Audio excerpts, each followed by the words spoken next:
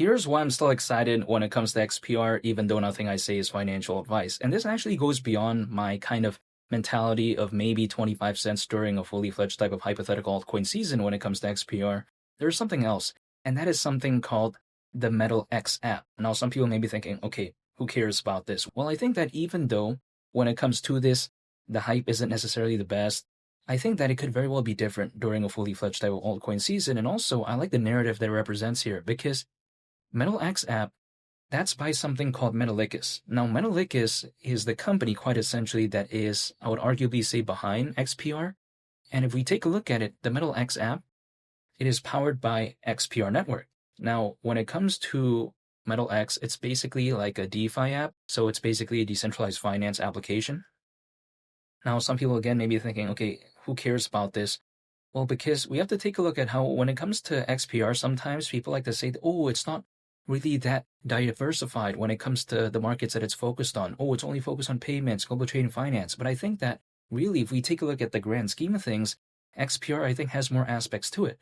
Like, for instance, the decentralized finance market is expected to be worth over $200 billion by 2030, according to Grandview Research. Now, we're very far away from 2030. However, I think that if anything kind of showcases the kind of scale that DeFi could hypothetically be. And again, I'm not saying that Metal X is more popular than like a pancake swap, for instance, or something like, Uniswap, which is of course very popular in the DeFi space as a decentralized exchange. I think this one is a little bit different when it comes to that. Doesn't really have that mainstream hype. And again, it's a DeFi app, so maybe people don't really care about it that much. But during a fully fledged type of altcoin season, usually people care about the narrative, the story, and kind of the anticipation as opposed to current adoption. So I still think, nonetheless, this could also be a positive factor when it comes to XPR moving forward, which is why I'm still very excited because, again, XPR focused on the payments market. That's currently valued at over $2 trillion. We take a look at the global trade and finance market, which is predicted to reach up to $5 trillion in value by 2028, according to Mordor Intelligence. Now, for the people out there that say, oh, but, take a look at AI. It's a very hyped market. Totally aware of that. But take a look at, for instance, the AI market is expected to be worth nearly $2 trillion in size by 2030, according to Grandview Research. Whereas, again, just like I mentioned before, the payments market is already valued at over $2 trillion currently. It doesn't have to wait another 5 years, arguably. So then, yeah, I get it.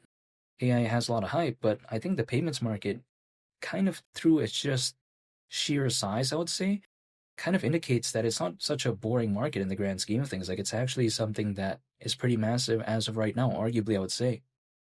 And I get it. People like to say, oh, the exchange listings aren't the best when it comes to XPR. Totally aware of that, but I think it's pretty good nonetheless. And I think the recovery, despite the slight pullback that we see as of right now, is pretty impressive because some other projects out there that people say have a better following, that people say have more hype or more attention, they didn't recover like that when it comes to XPR.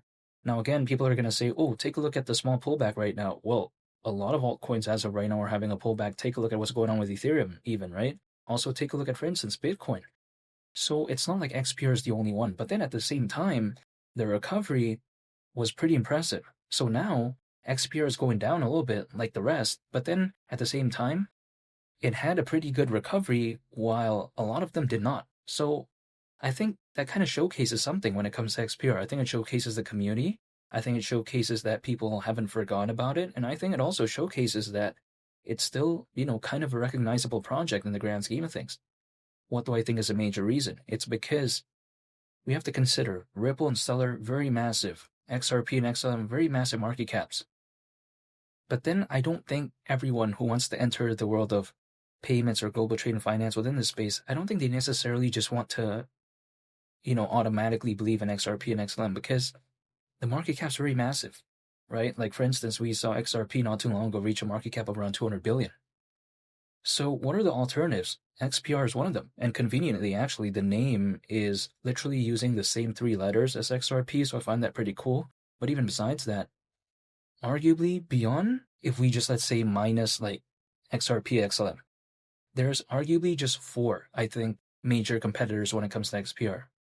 Now, let me explain. Because beyond, again, XRP, XLM, and beyond, let's say XPR, there's ZBCN, aka Zebic, there's XCN, aka Onyx, and then there's XDC, which is pretty popular, way more popular than XPR right now. And also, we take a look at Swiftcoin. So I just named 4 right there. It's not like there's 10, 20, or 30 that are that reputable. So then, if there's a lot of hype for Ripple and Stellar during a fully fledged type of altcoin season, and it's already kind of proven that a little bit when it comes to the case of XRP and XLM not too long ago, if let's say we do truly see a fully fledged type of altcoin season, some of that attention might trickle down. And it might, I think, trickle down to the projects that I just mentioned before, arguably. So this is why I'm very excited. Now, it doesn't guarantee anything because I do not know the future, but let's say I take a look at the idea 25 cents. Considering current circulating supply, at that point, market cap would be around $7 billion, which I don't think is too crazy because, I mean, again, just like I mentioned earlier on the video, we saw XRP reach a market cap around 200 billion, and that was like not even during a fully fledged type of altcoin season. Not to mention, 25 cents is around a 40x from here. And again, doing around a 40x market cap would be around 7 billion. Kind of crazy to think about. So even if it's just like around a $3.5 billion market cap, it's like around a 20x. Keep in mind, Dogecoin reached over 80 billion in terms of market cap back in 2021, and that was years ago.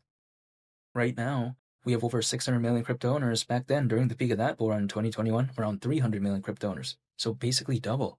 Not to mention, we take a look at how when it comes to just the idea, let's say, in a make-believe scenario, I take a look at XRP. What is that going to do in the next 6 months, arguably? Now, people can say, oh, it's going to do this or do that.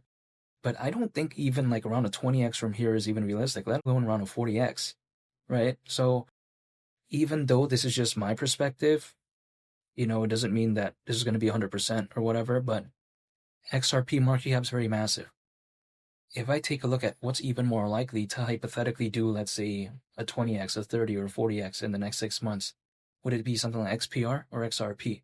Now, again, I do not know the future, but just due to the lower market cap when it comes to XPR and the market cap that it would have at that point wouldn't be that unrealistic, arguably my choice would have to be XPR. Don't get me wrong, I'm still bullish on XRP, but I do want to allocate more right now towards XPR because I just like its market cap. I think XRP is very massive. Now, there may be still ways to go, but it's already very massive in the grand scheme of things. I still believe in XPR, and I also still believe in XRP, but then when I just take a look at it, I'm just a bigger fan of XPR currently. Usually, altcoins, as a worst-case scenario, historically speaking, they typically peak around a year and a half after a Bitcoin halving event. If we add a year and a half on top of the last Bitcoin halving event, which happened in April of 2024, so that's last year, that's actually around October this year. It's no guaranteed date or something like that because it may be different. It may happen in Q1 of next year, who knows, or maybe in November, December.